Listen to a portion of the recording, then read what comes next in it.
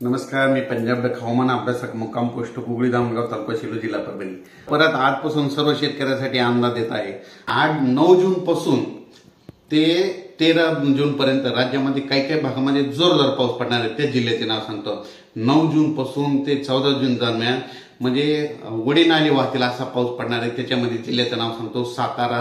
सातारा, सांगली, पुणे, कोकणपट्टीचे संपूर्ण जिल्हे, त्याच्यानंतर नगर जिल्हा, नाशिक जिल्ह्याला खूप पाऊस पडणार आहे। म्हणजे वडी नाले वाहणार आहेत, नदीला पूर देखील येईल। त्याच्यानंतर मुंबईला देखील अतिवृष्टी होणार आहे। मुंबईच्या जनतेने देखील सतर्क राहण्याचे म्हणजे 9 ते 12 जून दरम्यान सतर्क राहावे।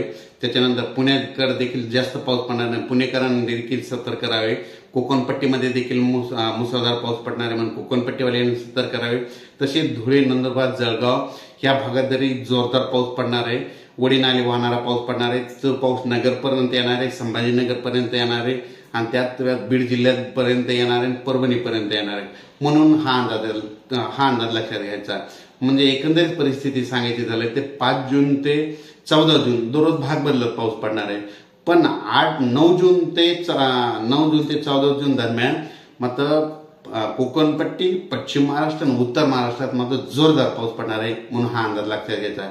शेतकऱ्यांनी वाऱ्यापासून स्वतःची काळजी घ्या, विजेपासून स्वतःची काळजी घ्या। अचानक वातावरणात बदल झाला तर लगेच एक मेसेज दिला जाईल। पण सर्व शेतकऱ्याला परत एक माझी विनंती, समजा पाऊस पडल्याच्या नंतर जमिनीमध्ये 1 इंच ओल गेली तर पेरणी करायला काही हरकत नाही। जर 4 बोट ओल असेल तर तुम्ही पेरणीचा निर्णय घेऊन थांबतो। जय हिंद, जय महाराष्ट्र।